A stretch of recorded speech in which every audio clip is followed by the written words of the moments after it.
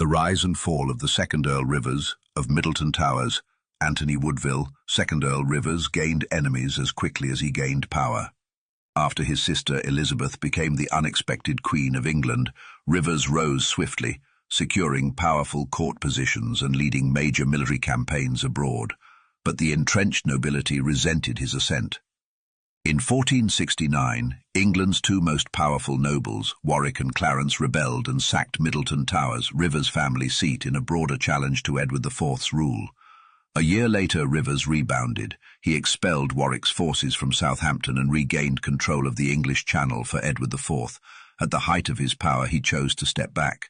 That same year, Rivers had joined the king on pilgrimage to Bury St Edmunds and credited God with his success. He soon left England to fight the Saracens in Portugal, even though the king still needed him.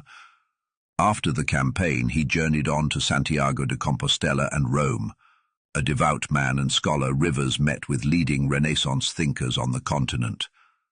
In Bruges, he encountered William Caxton, the first Englishman to master the printing press. Back in England, Caxton printed what's believed to be the first English printed book, Rivers' own translation of dictes and sayings of the philosophers. Meanwhile, Edward IV's brother Gloucester consolidated the power Rivers had left behind. Though praised in his time as virtuous and God-fearing, Rivers' private papers reveal a more complex figure. He blackmailed a woman out of her land in exchange for her husband's pardon, rewrote his wife's estate to disinherit her family, and maintained a mistress.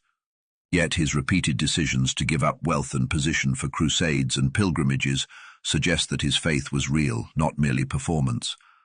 Returning home, Rivers became the closest advisor and tutor to Edward, Prince of Wales. As a blood relative, military leader and intellectual, Rivers transformed Wales into a power base, preparing to guide the boy once he became king. That moment came in April 1483. Edward IV died suddenly, and Rivers, with the young heir in Ludlow, prepared the court to travel to London. Gloucester sent travel instructions but ambushed them en route. He arrested Rivers, seized the prince and his brother, and locked them in the Tower of London, far from Woodville allies. When the Royal Council refused to authorize Rivers' execution, Gloucester staged a sham trial led by a political ally. Rivers was executed in June 1483. His only surviving writings are somber verses on fate penned in his final days. Shakespeare later immortalized him in Richard III, where his ghost haunts Gloucester. "Let me sit heavy on thy soul tomorrow." Gloucester, now Richard III, declared his nephews illegitimate. Soon after, the two princes vanished, likely victims of a power struggle that left no room for them to live. This remarkable historic property has been a private family home since the early 1600s, and for the first time ever, it's now open to the public. Whether you're planning a peaceful countryside escape, a special celebration, or a private retreat, Middleton Castle provides the perfect setting.